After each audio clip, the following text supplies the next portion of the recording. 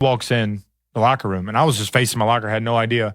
And he walked, there was like 10 of us, 12 of us, and he walked around and tapped each guy that was sitting there and was like, "Hey, I'm Tom. Nice to meet you." I'm Tom. I was like, I know who you are. You know, I mean, I'm a little bit older, but I watched you my whole life too. You know, hit him with, wait, what'd you say?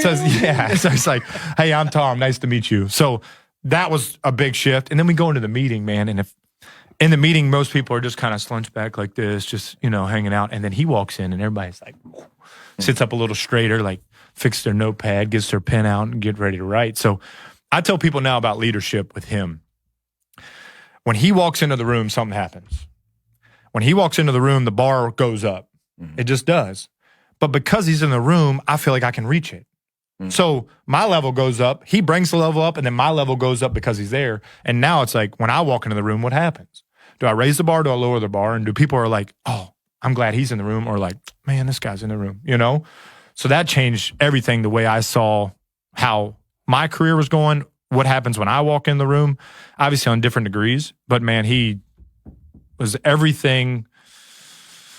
He was awesome. Didn't he have a bit of a come to Jesus? I know some of the stories just from, Didn't he have a bit of a come to Jesus with the players because they weren't? So he very rarely gave team speech. It wasn't like a big rah-rah guy, you know? Before the Super Bowl, he gave one about honor and honoring the name on the back of your jersey. That one gets you jacked up. But the other two were at the end of practice. And at the end of practice, coaches spoke.